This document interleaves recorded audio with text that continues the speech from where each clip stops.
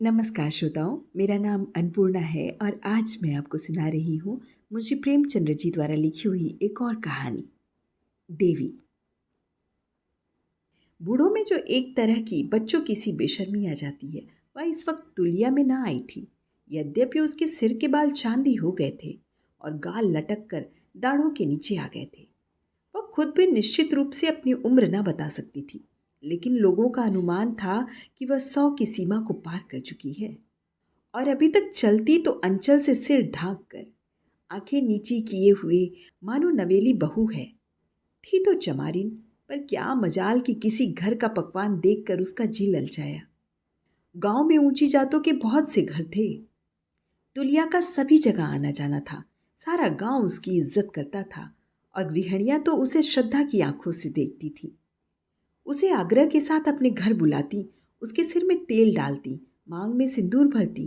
कोई अच्छी चीज पकाई होती, जैसे हलवा या खीर या पकौड़ियाँ, तो उसे खिलाना चाहती। लेकिन बुढ़िया को जीभ से सम्मान कहीं प्यारा था, कभी ना खाती। उसके आगे पीछे कोई न था। उसके टोले के लोग कुछ तो गांव छोड़कर भाग गए थे, कुछ प्लेग और मलेरिया की भेंट हो गए थे, और अब थोड़े से खंडहर मानो उसकी याद में नंगे सिर खड़े छाती सी पीट रहे थे। केवल तुलिया की मड़ैया ही जिंदा बची रही। और यद्यपि तुलिया जीवन यात्रा की उस सीमा के निकट पहुंच चुकी थी जहां आदमी धर्म और समाज के सारे बंधनों से मुक्त हो जाता है, और अब श्रेष्ठ प्राणियों को भी उससे उसकी जात के कारण कोई भेद न था। सभी उसे अपने घर में आश्रय देने को तैयार थे। पर मान प्रिय बुढ़िया क्यों किसी का एहसान ले, क्यों अपने मालिक की इज्जत में बट्टा लगाए। उसकी उसने 100 बरस पहले केवल एक बार सूरत देखी थी। हाँ, केवल एक बार। तुलिया की जब सगाई हुई तो वह केवल 5 साल की थी और उसका पति 18 साल का बलिष्ठ युवक था। विवाह करके वह कमाने पूरब चला गया। सोचा, अभी इस लड़की के जवान होने में 10-12 साल की देर है। इतने दिनों में क्यों न कुछ धन कमा लूं और फिर निश्चिंत होकर खेती बाड़ी करूं। लेकिन तुलिया जवान भी हुई, बूढ़ी भी हो गई। वह लौटकर घर ना आया। 50 साल तक उसके खत हर तीसरे महीने आते रहे। खत के साथ जवाब के लिए एक पता लिखा हुआ लिफाफा भी होता था और 30 रुपए का मनी ऑर्डर। खत में वह बराबर अपनी विवशता, पराधीनता और दुर्भाग्य का रोना रोता था। क्या करूं तुला, मन में तो बड़ी अभिलाषा है कि अपनी मड़ैया को आबाद कर देता और तुम्हारे साथ सुख से रहता, पर सब कुछ नसीब के हाथ है। अपना कोई बस नहीं। जब भगवान लावेंगे तब आऊँगा। तुम धीरज रखना, मेरे जीते जी तुम्हें कोई कष्ट ना होगा। तुम्हारी बाह पकड़ी है तो मरते दम तक निभाह करूँगा। जब आंखें बंद हो जाएंगी तब क्या होगा कौन जाने। प्रायः सभी पत्रों में थोड़े से हेर फेर के साथ यही शब्द और यही भाव होते थे। हाँ, जवानी के पत्रों में विरह की जो ज्वाला होती थी, उसकी जगह अब निराशा की राख ही रह गई थी। लेकिन तुलिया के लिए सभी पत्र एक से प्यारे थे, मानो उसके हृदय के अंग हों। उसने एक खत भी कभी न फाड़ा था। ऐसे शगुन के पत्र कहीं फाड़े जाते हैं? उनका एक छोटा सा पोथा जमा हो गया था। उनके कागज का रंग उड़ गया था, स्याही भी उड़ गई थी।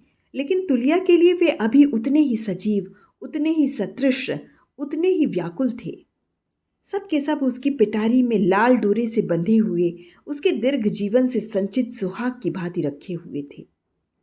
इन पत्रों को पाकर तुलिया गदगद हो जाती। उसके पांव जमीन पर ना पड़ते। उन्हें बार बार पढ़वाती और बार बार रोती। उस दिन वह अवश्य केशों में तेल डालती, सिंदूर से मांग भरवाती, रंगीन साड़ी पहनती, अपनी पुरखिनों के चरण छूती और आशीर्वाद लेती। उसका सुहाग जाग उठता था। गांव की बिरहिनियों के लिए पत्र पत्र नहीं, जो पढ़कर फेंक दिया जाता है। अपने प्यारे परदेसी के प्राण हैं, देह से मूल्यवान। उनमें देह की कठोरता नहीं, कलुषता नहीं, आत्मा की आकुलता और अनुराग है। तुलिया पति के पत्रों ही को शायद पति समझती थी। पति का कोई दूसरा रूप उसने कहाँ देखा था। रमणिया हंसी से पूछती, क्यों बुआ, तुम्हें फुप्पा की कुछ याद आती है? तुमने उनको देखा तो होगा। और तुलिया की झुर्रियों से भरे हुए मुखमंडल पर यौवन चमक उठता, आंखों में लाली आ जाती। पुलक कर कहती, याद क्यों नहीं आती बेटा, उनकी सूरत तो आज भी मेरी आंखों के सामने है। बड़ी बड़ी आंखें, लाल लाल ऊंचा माथा, चौड़ी छाती, गठी हुई देह, ऐसा तो अब यहाँ कोई पट्टा ही नहीं है। मोतियों के से दांत थे बेटा, लाल लाल कुर्ता पहने हुए थे। जब ब्याह हो गया तो मैंने उनसे कहा, मेरे लिए बहुत से गहने बनवाओगे ना? नहीं, मैं तुम्हारे घर नहीं रहूंगी। लड़कपन था बेटा, शर्म लिहाज कुछ थोड़े ही था। मेरी बात सुनकर वह बड़े जोर से ठट्ठा मार कर हंसे और मुझे अपने कंधे पर बैठाकर बोले, मैं तुझे गहनों से लाद दूंगा। तुलिया कितने गहने पहनेगी? मैं परदेश कमाने जाता हूँ, वहाँ से रुपए भेजूंगा, तू बहुत से गहने बनवाना। जब वहाँ से आऊँगा तो अपने साथ भी संदूक भर कर गहने लाऊंगा। मेरा डोला हुआ था बेटा। माँ बाप की ऐसी हैसियत कहाँ थी कि उन्हें बारात के साथ अपने घर बुलाते। उन्हीं के घर मेरी उनसे सगाई हुई और एक ही दिन में मुझे वह कुछ ऐसे भाए कि जब वह चलने लगे तो मैं उनके गले लिपट कर रोती थी और कहती थी कि मुझे भी अपने साथ ले लो। मैं तुम्हारा खाना पकाऊंगी, तुम्हारी खाट बिछाऊंगी, तुम्हारी धोती छाटूंगी। वहाँ उन्हीं के उम्र के 2-3 लड़के और बैठे हुए थे। उन्हीं के सामने वह मुस्कुरा के मेरे कान में बोले, और मेरे साथ सोएगी नहीं? बस मैं उनका गला छोड़कर अलग खड़ी हो गई और उनके ऊपर एक कंकड़ फेंक कर बोली, मुझे गाली दोगे तो कहे देती हूँ, हाँ। और यह जीवन कथा नित्य के सुमरिन और जाप से जीवन मंत्र बन गई थी। उस समय कोई उसका चेहरा देखता खिल पड़ता था। घूंघट निकालकर, भाव बताकर, मुंह फेर कर हंसती हुई, मानो उसके जीवन में दुख जैसी कोई चीज है ही नहीं। वह अपने जीवन की इस पुण्य स्मृति का वर्णन करती, अपने अंतस्थल के इस प्रकाश को दर्शाती जो 100 वर्षों से उसके जीवन पथ को कांटों और गढ़ों से बचाता आता था। कैसी अनंत अभिलाषा थी जिसे जीवन सत्यों ने जरा भी धूमिल न कर पाया था। वह दिन भी थे जब तुलिया जवान थी, सुंदर थी और पतंगों को उसके रूप दीपक पर मंडराने का नशा सवार था। उनके अनुराग और उन्माद तथा समर्पण की कथाएं जब वह कांपते हुए स्वरों और सजल नेत्रों से कहती तो शायद उन शहीदों की आत्माएं स्वर्ग में आनंद से नाच उठती होंगी, क्योंकि जीते जी उन्हें जो कुछ न मिला वही अब तुलिया उन पर दानों हाथों से निछावर कर रही थी। उसकी उठती हुई जवानी थी, जिधर से निकल जाती युवक समाज कलेजे पर हाथ रखकर रह जाता।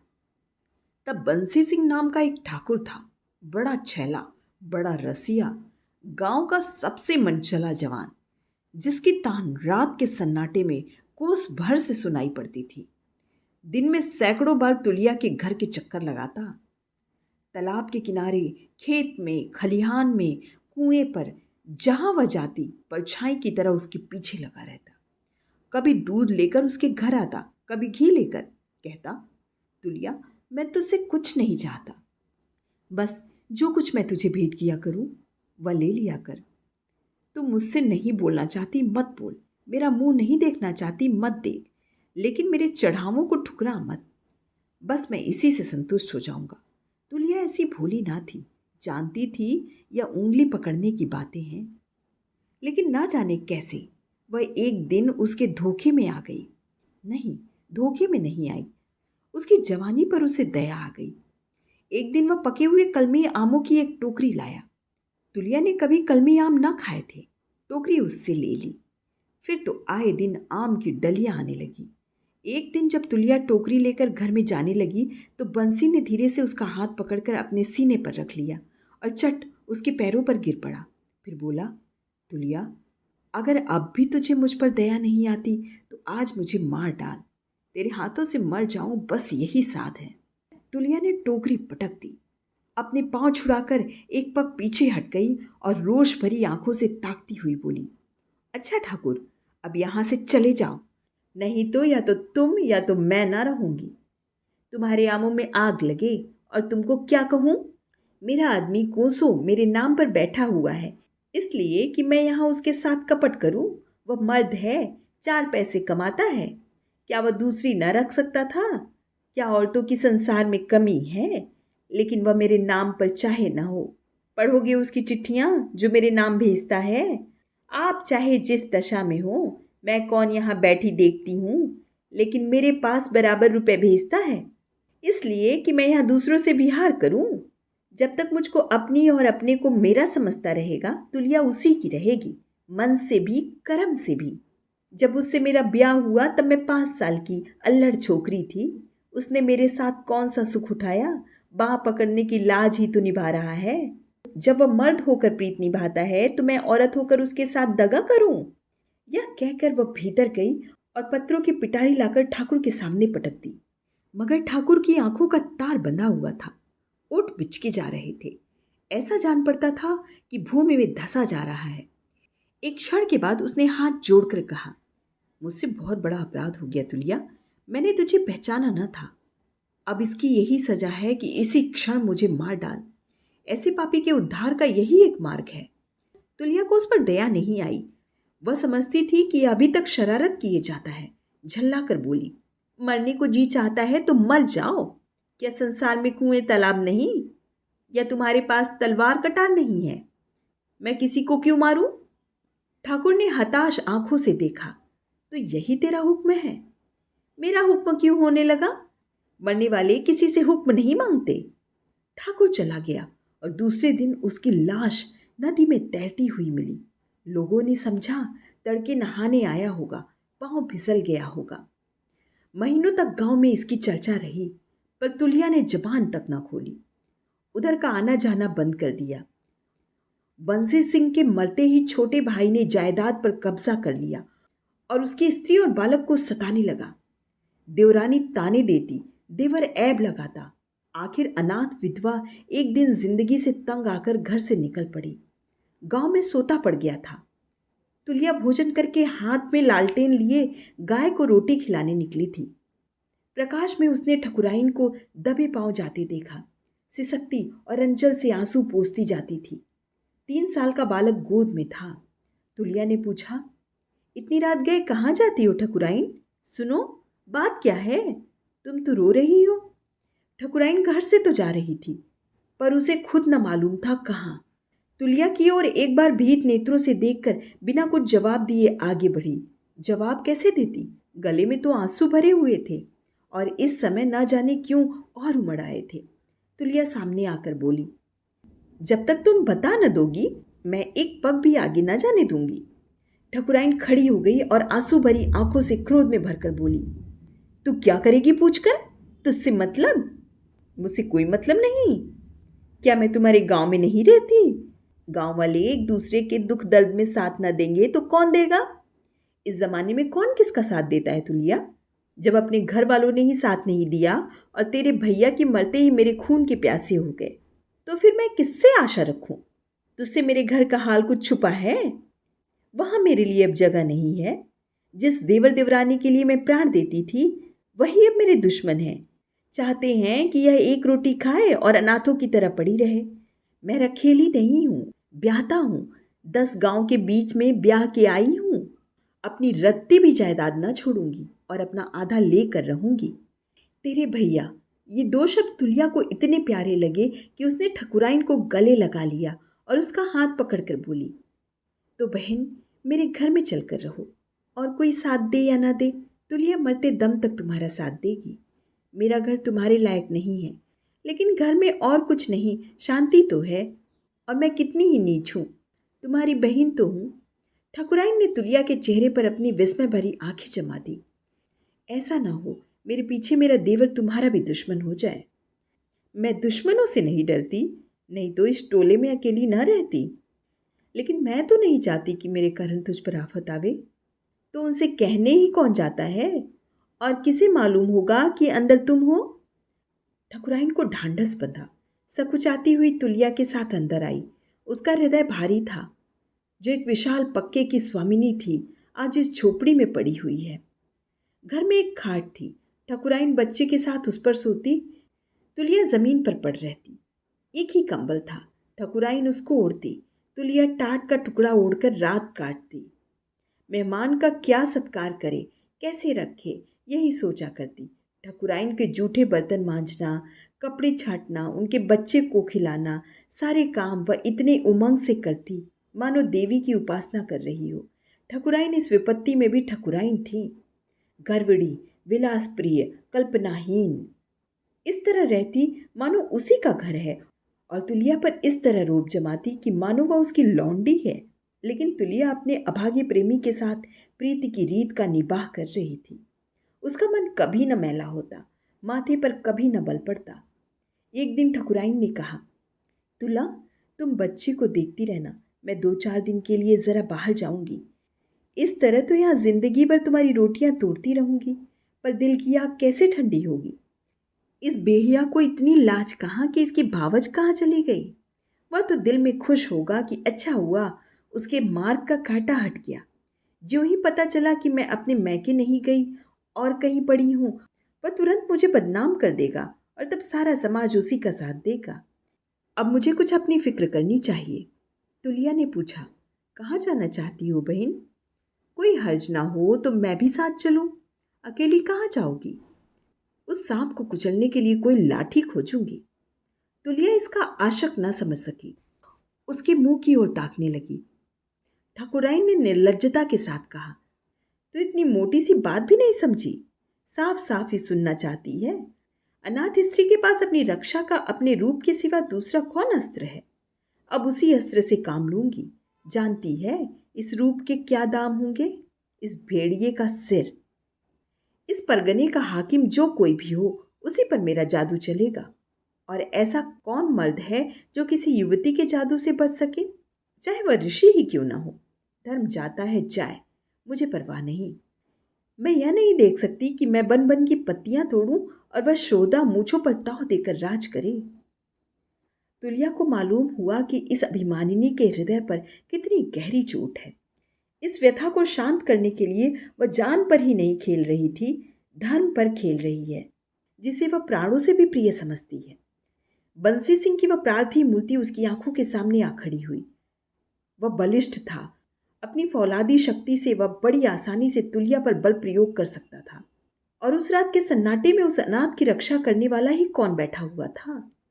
पर उसकी सतीत्व भरी भदर्सना ने बंसी सिंह को किस तरह मोहित कर लिया, जैसे कोई काला भयंकर नाग महुअर का सुरीला राग सुनकर मस्त हो गया हो। उसी सच्चे सूरमा की कुल मर्यादा आज संकट में है। क्या तुलिया उस मर्यादा को लूटने देगी और कुछ न करेगी? नहीं नहीं, अगर बंसी सिंह ने उसके सत को अपने प्राणों से प्रिय समझा तो वह भी उसकी आबरू को अपने धर्म से बचाएगी। उसने ठकुराइन को तसल्ली देते हुए कहा, अभी तुम कहीं मत जाओ बहन, पहले मुझे अपनी शक्ति आजमा लेने दो। मेरी आबरू चली भी गई तो कौन हंसेगा? तुम्हारी आबरू के पीछे तो एक कुल का आबरू है। ठकुराइन ने मुस्कुराकर उसको देखा, बोली, तू यह कला क्या जाने तुलिया? कौन सी कला? यही मर्दों को उल्लू बनाने की। मैं नारी हूं, लेकिन पुरुषों का चरित्र तो नहीं जानती। यह तो हम तुम दोनों माँ के पेट से सीख कर आई हैं। कुछ बता तो क्या करेगी? वही जो तुम करने जा रही हो। तुम परगने के हाकिम पर अपना जादू डालना चाहती हो। मैं तुम्हारे देवर पर जाल फेंकूंगी। बड़ा घाघ है तुलिया, यही तो देखना है। तुलिया ने बाकी रात कार्यक्रम और उसका विधान सोचने में काटी। कुशल सेनापति की भांति उसने धावे और मार काट की एक योजना सी मन में बना ली। उसे अपनी विजय का विश्वास था। शत्रु निशंक था, इस धावे की उसे जरा भी खबर न थी। बंसी सिंह का छोटा भाई गिरधर कंधे पर 6 फीट का मोटा लठ रखे अकड़ता चला आता था कि तुलिया ने पुकारा, ठाकुर, तनिक यह घास का गट्ठा उठाकर मेरे सिर पर रख दो, मुझसे नहीं उठता। दोपहर हो गई थी, मजदूर खेतों से लौटकर आ चुके थे, बगुले उठने लगे थे। तुलिया एक पेड़ के नीचे घास का गट्ठा रखे खड़ी थी, उसके माथे से पसीने की धार बह रही थी। ठाकुर ने चौंक कर तुलिया की ओर देखा। उसी वक्त तुलिया का अंचल खिसक गया और नीचे की लाल चोली झलक पड़ी। उसने झट अंचल संभाल लिया, पर उतावली में जूड़े में गुथी हुई फूलों की बेनी बिजली की तरह आंखों में कौंध गई। गिरधर का मन चंचला हो उठा, आंखों में हल्का सा नशा पैदा हुआ और चेहरे पर हल्की सी सुर्खी और हल्की सी मुस्कुराहट। नस नस में संगीत सा गूंज उठा। उसने तुलिया को हजारों बार देखा था, प्यासी आंखों, ललचाई आंखों से, मगर तुलिया अपने रूप और सत के घमंड में उसकी तरफ कभी आंख तक न उठाती थी। उसकी मुद्रा और ढंग में कुछ ऐसी रुखाई, कुछ ऐसी निष्ठुरता होती थी कि ठाकुर के सारे हौसले पस्त हो जाते थे, सारा शौक ठंडा पड़ जाता था। आकाश में उड़ने वाले पंछी पर उसके झाल और दाने का क्या असर हो सकता था, मगर आज वह पंछी सामने वाली डाल पर आ बैठा था और ऐसा जान पड़ता था कि भूखा है। फिर वह क्यों न दाना और जाल लेकर दौड़े। उसने मस्त होकर कहा, मैं पहुंचाए देता हूं तुलिया, तू क्यों सिर पर उठाएगी? और कोई देख ले तो यही कहे कि ठाकुर को क्या हो गया है। मुझे कुत्तों के भौंकने की परवाह नहीं है, लेकिन मुझे तो है। ठाकुर ने ना माना, गट्ठा सिर पर उठा लिया और इस तरह आकाश में पांव रखता चला मानो तीनों लोगों का खजाना लूटे लिए जाता है। 1 महीना गुजर गया। तुलिया ने ठाकुर पर मोहिनी डाल दी थी और अब उसे मछली की तरह खिला रही थी। कभी बंसी ढीली कर देती, कभी कड़ी। ठाकुर शिकार करने चला था, खुद जाल में फंस गया। अपना ईमान, धर्म और प्रतिष्ठा सब कुछ होम करके वह देवी का वरदान न पा सकता था। तुलिया आज भी उससे उतनी ही दूर थी जितनी पहले। एक दिन वह तुलिया से बोला, इस तरह कब तक जलाएगी तुलिया? चल कहीं भाग चले। तुलिया ने फंदे को और कसा। हाँ और क्या, जब तुम मुंह फेर लो तो कहीं की ना रहूं, दीन से भी जाऊं दुनिया से भी। ठाकुर ने शिकायत के स्वर में कहा, अब भी तुझे मुझ पर विश्वास नहीं आता? भौरे फूल का रस लेकर उड़ जाते हैं और पतंगे जलकर राख नहीं हो जाते। पतियाऊं कैसे? मैंने तेरा कोई हुक्म टाला है? तुम समझते होगे कि तुलिया को एक रंगीन साड़ी और 2 एक छोटे छोटे गहने देकर फंसा लूंगा। मैं ऐसी भोली नहीं हूं। तुलिया ने ठाकुर के दिल की बात भांप ली थी। ठाकुर हैरत में आकर उसका मुंह ताकने लगा। तुलिया ने फिर कहा, आदमी अपना घर छोड़ता है तो पहले कहीं बैठने का ठिकाना कर लेता है। ठाकुर प्रसन्न होकर बोला, तो तू चलकर मेरे घर में मालकिन बनकर रह। मैं तुमसे कितनी बार कह चुका हूं। तुलिया आंखें मटकाकर बोली, आज मालकिन बनकर रहूं, कल लौंडी बनकर भी न रहने पाऊं। क्यों? तो जिस तरह तेरा मन चाहे वह कर, मैं तो तेरा गुलाम हूं। वचन देते हो? हाँ देता हूं, 1 बार नहीं 100 बार, 1000 बार। फिर तो ना जाओगे? वचन देकर फिर जाना नामर्दों का काम है। तो अपनी आधी जमीन जायदाद मेरे नाम लिख दो। ठाकुर अपने घर की एक कोठरी, 10-5 बीघे खेत, गहने कपड़े तो उसके चरणों पर चढ़ा देने को तैयार था, लेकिन आधी जायदाद उसके नाम लिख देने का साहस उसमें न था। कल को तुलिया उससे किसी बात पर नाराज हो जाए तो उसे आधी जायदाद से हाथ धोना पड़े। ऐसी औरत का क्या एतबार। उसे गुमान तक न था कि तुलिया उसके प्रेम की इतनी कड़ी परीक्षा लेगी। उसे तुलिया पर क्रोध आया। यह चमार की बिटिया जरा सुंदर क्या हो गई है कि समझती है मैं अप्सरा हूं। ऐसी मोहब्बत केवल उसके रूप का मोह थी? वह मोहब्बत जो अपने को मिटा देती है और मिट जाना ही अपने जीवन की सफलता समझती है, उसमें ना थी। उसने माथे पर बल लाकर कहा, मैं न जानता था तुझे मेरी जमीन जायदाद से प्रेम है तुलिया, मुझसे नहीं। तुलिया ने छूटते ही जवाब दिया, तो क्या मैं ना जानती थी कि तुम्हें मेरे रूप और जवानी ही से प्रेम है, मुझसे नहीं? तू प्रेम को बाजार का सौदा समझती है। हाँ समझती हूँ। तुम्हारे लिए प्रेम 4 दिन की चांदनी होगी, मेरे लिए तो अंधेरा पाक हो जाएगा। मैं जब अपना सब कुछ तुम्हें दे रही हूँ तो उसके बदले में सब कुछ लेना भी चाहती हूँ। तुम्हें अगर मुझसे प्रेम होता तो तुम अपनी आधी क्या पूरी जायदाद मेरे नाम लिख देते। मैं जायदाद क्या सिर पर उठा ले जाऊंगी। लेकिन तुम्हारी नीयत मालूम हो गई। अच्छा ही हुआ, भगवान ना करे कि ऐसा कोई समय आए। लेकिन दिन किसी के बराबर नहीं आते। अगर ऐसा कोई समय आया कि तुमको मेरे सामने हाथ पसारना पड़ा तो तुलिया दिखा देगी कि औरत का दिल कितना उदार हो सकता है। तुलिया झल्लाई हुई वहां से चली गई, पर निराश न थी न बेदिल। जो कुछ हुआ वह उसके सोचे हुए विधान का एक अंग था। उसके आगे क्या होने वाला है इसके बारे में भी उसे कोई संदेह न था। ठाकुर ने जायदाद तो बचा ली थी, पर बड़े महंगे दामों। उसके दिल का इत्मीनान गायब हो गया था। जिंदगी में जैसे कुछ रह ही नहीं गया हो। जायदाद आंखों के सामने थी, तुलिया दिल के अंदर। तुलिया जब रोज सामने आकर अपनी तिरछी चितवनों से उसके हृदय में बाण चलाती थी, तब वह ठोस सत्य थी। अब जो तुलिया उसके हृदय में बैठी हुई थी, वह स्वप्न थी जो सत्य से कहीं ज्यादा मादक है, विदारक है। कभी कभी तुलिया स्वप्न की एक झलक सी नजर आ जाती और स्वप्न ही की भांति विलीन भी हो जाती। गिरधर उससे अपने दिल का दर्द कहने का अवसर ढूंढता रहता, लेकिन तुलिया उसके साये से भी परहेज करती। गिरधर को अब अनुभव हो रहा था कि उसके जीवन को सुखी बनाने के लिए उसकी जायदाद कितनी जरूरी है। उससे कहीं ज्यादा जरूरी तुलिया है। उसे अब अपनी कृपणता पर क्रोध आता। जायदाद क्या तुलिया के नाम रही, क्या उसके नाम? इस जरा सी बात में क्या रखा है? तुलिया तो इसलिए अपने नाम लिखा रही थी कि कहीं मैं उसके साथ बेवफाई कर जाऊं तो वह अनाथ न हो जाए। जब मैं उसका बिना कौड़ी का गुलाम हूं तो बेवफाई कैसी? मैं उसके साथ बेवफाई करूंगा, जिसकी एक निगाह के लिए, एक शब्द के लिए तरसता रहता हूं। कहीं उससे एक बार एकांत में भेंट हो जाती तो उससे कह देता, तुला, मेरे पास जो कुछ है वह सब तुम्हारा है। कहो बख्शीशनामा लिख दूं, कहो तो बैनामा लिख दूं। मुझसे जो अपराध हुआ उसके लिए नादिम हूँ।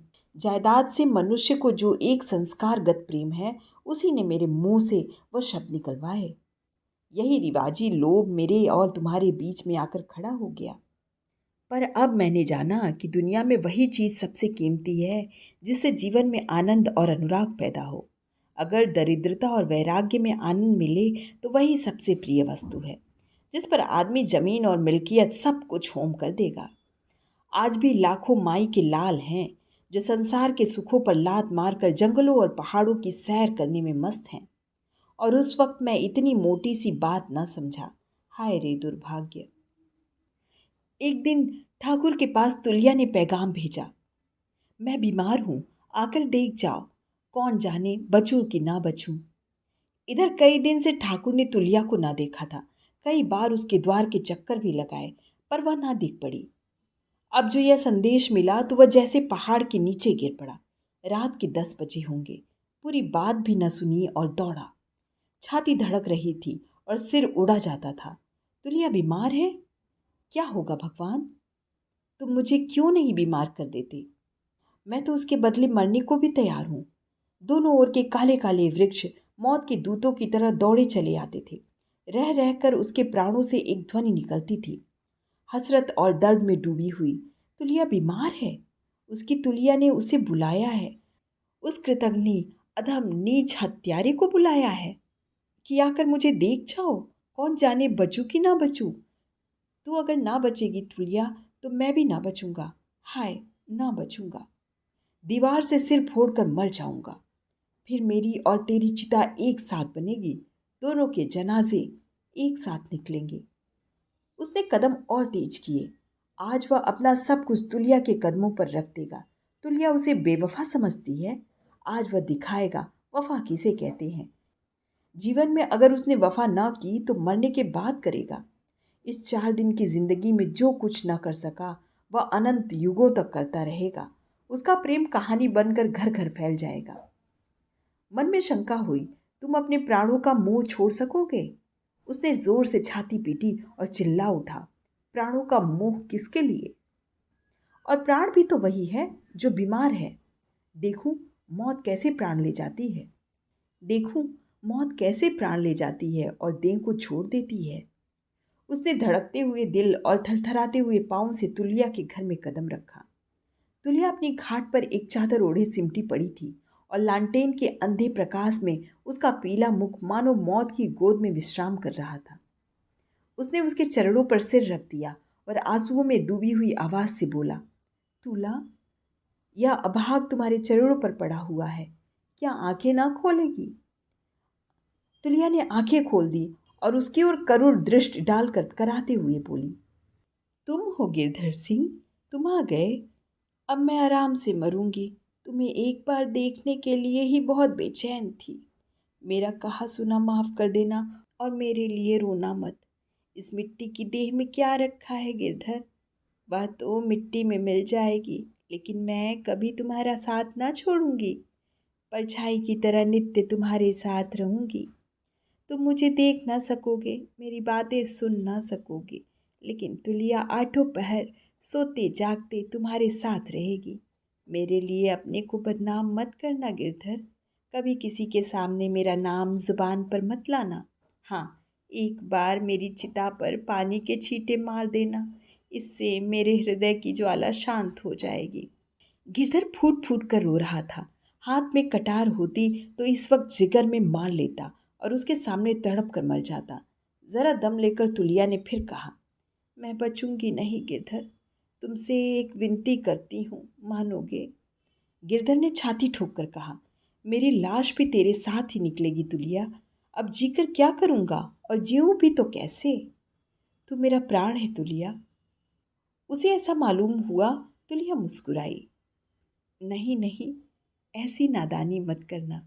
तुम्हारे बाल बच्चे हैं, उनका पालन करना।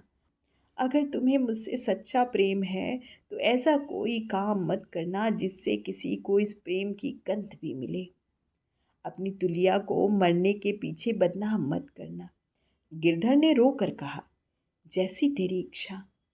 मेरी तुमसे एक विनती है। अब तो जीऊँगा ही इसीलिए कि तेरे जीवन का हुक्म पूरा हो। यही मेरे जीवन का ध्येय होगा। मेरी यही विनती है कि अपनी भाभी को उसी मान मर्यादा के साथ रखना जैसे वह बंसी सिंह के सामने रहती थी। उसका आधा उसको दे देना। लेकिन भाभी तो 3 महीने से अपने मायके में है और कह गई हैं कि अब कभी ना आऊँगी। यह तुमने बुरा किया है गिरधर, बहुत बुरा किया है। अब मेरी समझ में आया कि क्यों मुझे बुरे बुरे सपने आ रहे थे। अगर चाहते हो कि मैं अच्छी हो जाऊं तो जितनी जल्दी हो सके लिखा पढ़ी करके कागज़ पत्तर मेरे पास रख दो। तुम्हारी यह बदनीयती ही मेरी जान की गाहक हो रही है। अब मुझे मालूम हुआ कि बंसी सिंह क्यों मुझे बार बार सपना देते थे। मुझे और कोई रोग नहीं है, बंसी सिंह ही मुझे सता रहे हैं। बस अभी जाओ, देर की तो मुझे जीता ना पाओगे। तुम्हारी बेइंसाफी का दंड बंसी सिंह मुझे दे रहे हैं। गिरधर ने दबी जबान से कहा, लेकिन रात को कैसे लिखा पढ़ी होगी तुली? स्टाम्प कहाँ मिलेगा? लिखेगा कौन? गवाह कहाँ है? कल सांझ तक भी तुमने लिखा पढ़ी कर ली तो मेरी जान बच जाएगी गिरधर। मुझे बंसी सिंह लगे हुए हैं, वही मुझे सता रहे हैं, इसीलिए कि वह जानते हैं तुम्हें मुझसे प्रेम है। मैं तुम्हारे ही प्रेम के कारण मारी जा रही हूँ। अगर तुमने देर की तो तुलिया को जीता ना पाओगे। मैं अभी जाता हूँ तुलिया, तेरा हुक्म सिर और आंखों पर। अगर तूने पहले ही यह बात मुझसे कह दी होती तो क्यों यह हालत होती? लेकिन कहीं ऐसा ना हो मैं तुझे देख ना सकूं और मन की लालसा मन ही में रह जाए। नहीं नहीं, मैं कल सांझ तक नहीं मरूंगी, विश्वास रखो। गिरधर उसी क्षण वहां से निकला और रातों रात 25 कोस की मंजिल काट दी। दिन निकलते निकलते सदर पहुंचा। वकीलों से सलाह मशविरा किया, स्टाम्प लिया, भावच के नाम आधी जायदाद लिखी, रजिस्ट्री कराई और चिराग जलते जलते हैरान परेशान, थका मांदा, बेदाना पानी, आशा और दुराशा से कांपता हुआ आकर तुलिया के सामने खड़ा हो गया। रात के 10 बज गए थे। उस वक्त न रेलें थीं न लारियां। बेचारे को 50 कोस की कठिन यात्रा करनी पड़ी। ऐसा थक गया था कि एक एक पग पहाड़ मालूम होता था। पर भय था कि कहीं देर हो तो अनर्थ न हो जाए। तुलिया ने प्रसन्न मन से पूछा, तुम आ गए गिरधर, काम कर आए? गिरधर ने कागज उसके सामने रख दिया और बोला, हाँ तुला, घर आया। अगर अब भी तुम अच्छी ना हुई तो तुम्हारे साथ मेरी जान भी जाएगी। दुनिया चाहे हंसे चाहे रोए, मुझे परवाह नहीं है।